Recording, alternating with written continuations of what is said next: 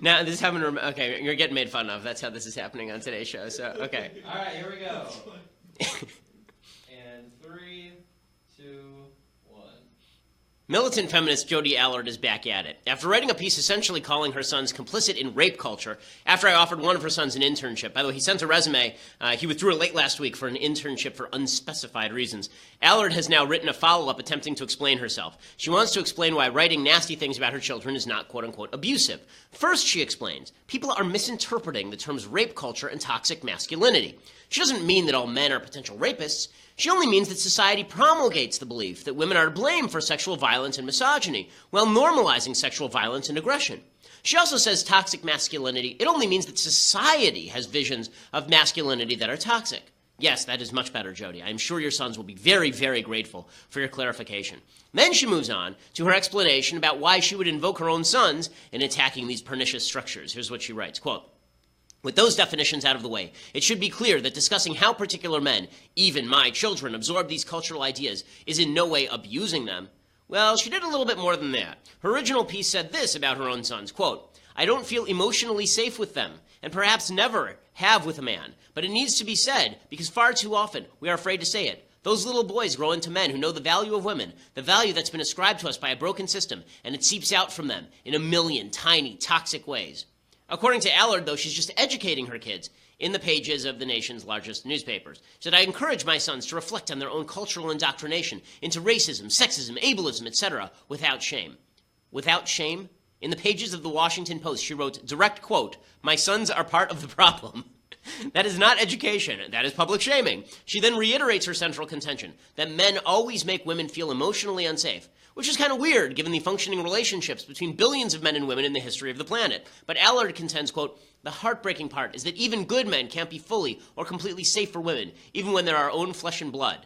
She concludes, quote, there's no doubt that writing about this journey opens my family up to examination and criticism. However, it's a bit absurd to suggest that my sons are the ones bearing the burden. Except that they are, which is presumably why one of her sons sent me a resume, even if he later withdrew from consideration. I'm Ben Shapiro. This is The Ben Shapiro Show.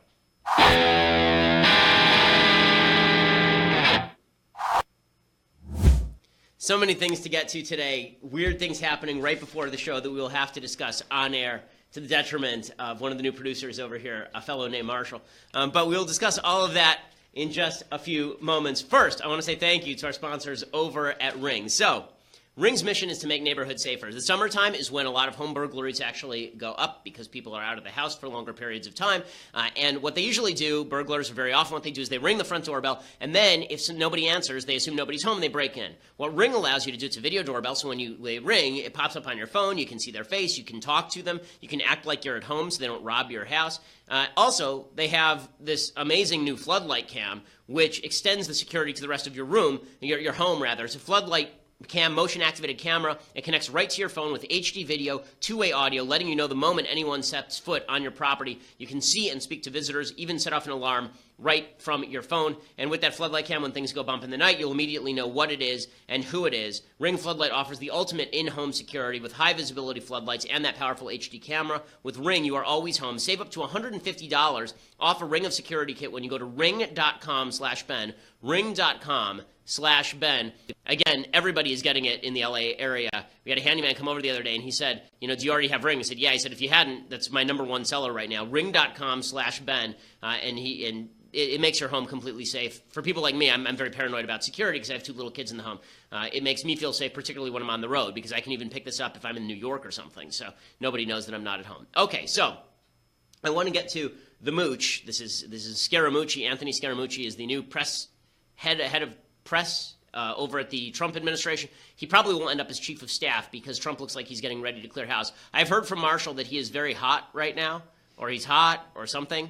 I don't understand what in the world that was. This morning, Marshall, who is new here, turns to me and says, Mooch is hot, right? And I was like, what? Just what now? What? What? What? I regret nothing. Okay. Thank you for that, Marshall. I'm glad you regret nothing. You might when your paycheck fails to come next week. In any case, we'll get to Scaramucci at the White House in just a moment because it does say something about where the Trump administration is and where they are going. There's a lot of turnover. I also want to get to Jared Kushner because Jared Kushner finally put out an 11-page statement. He's supposed to give it before Congress today. He's supposed to testify, and it really does give the lie to a lie. If what he's saying is true, then the media have been fibbing this whole time, which would not be a tremendous shock. But I want to start today with the situation over in Israel. So over in Israel, there has been riots. There was a situation over the weekend in which an evil 20-year-old Palestinian Arab went into a Jewish home, broke into a Jewish home. There were a bunch of 5 kids at home, I think, and they were celebrating the birth of a newborn. They were having what's called a Shalom Zachor, which is a celebration that you have when there's a newborn baby boy, and people were over. And after that, it was late at night, and the grandparents and the parents were sitting and talking, and this Palestinian Arab broke into the house and stabbed to death all three of the 4 people. The 4th person was stabbed as well, so 3 people were murdered in their own home. Here's a picture of the floor so people should see what this looks like. It's just horrifying. I mean, that is the family's blood all over the floor. The Palestinian Arab was shot to death by an off-duty soldier who came running from next door. The reason that all of this happened, why did all of this happen? This happened because there were 3 Palestinians who invaded the Temple Mount with guns, shot 2 Israeli Druze police officers. They weren't Jewish, they were Druze, which is a different religion, and killed them. This was last week. And Israel, in response, said, hey, we're going to put some metal detectors by the entrance to the Temple Mount. That's what we're going to do. Okay, now we have metal detectors here in the United States everywhere, right? We have them at the airport, we have them at ball games, we have them at some offices, we have them at public schools now. Have you ever heard of a riot over a metal detector? Well, Palestinians decided it was very important to riot over the metal detectors. Here's a poster of what they were saying, and you can see that they are cheering the so-called uprising. Hours before that murderous attack, Fatah encouraged Palestinians, Fatah, by the way, is the military arm of the Palestinian Authority, to rage and called for escalation and glorified death. It says, if I fall, I will not be the first to die and not the last to die. Hashtag rage, hashtag Friday of Dignity. This is the Palestinian government, okay? This is not a terrorist group. This is the Palestinian government military arm. And so when people say that Israel has a peace partner, that is absolute horse crap. It is not true at all. You want to see Israel's Palestinian peace partner? Here's the mother of the 20-year-old who murdered a family for no reason other than because he had been whipped up to rage by his own government over the installation of metal detectors at a holy site that Israel allows Muslims to keep control of for no apparent reason. Here's the mother. Praise Allah, I am proud of my son. May Allah be pleased with him. Okay, so she's praising her son, who was killed in a terrorist attack after murdering 3 innocent people.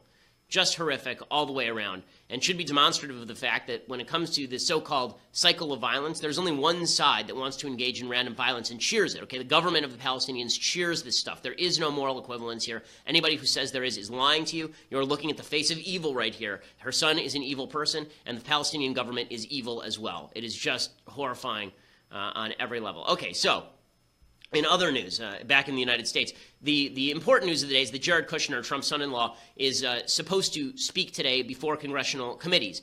And his testimony explains all of his contacts with various Russian government-connected sources over the course of the campaign and the transition. And it's very plausible. I mean, honestly, when I read it, I believe it. If absent extra evidence, absent external evidence of malfeasance or bad action, I'm not seeing anything here that suggests to me anything nefarious between Kushner and the Russian government, for example. Now, there are apparently some financial relationships between the Trump organization and Russian government sources. I'll talk about that in a second. But Kushner's full-scale summary of what exactly happened here is worth going through because the media is giving you the headline, but they're not giving you the truth. The media, as always, is exaggerating the Russia stuff. So what the media headlines today say things like, Kushner took 4 Russia meetings, says no collusion.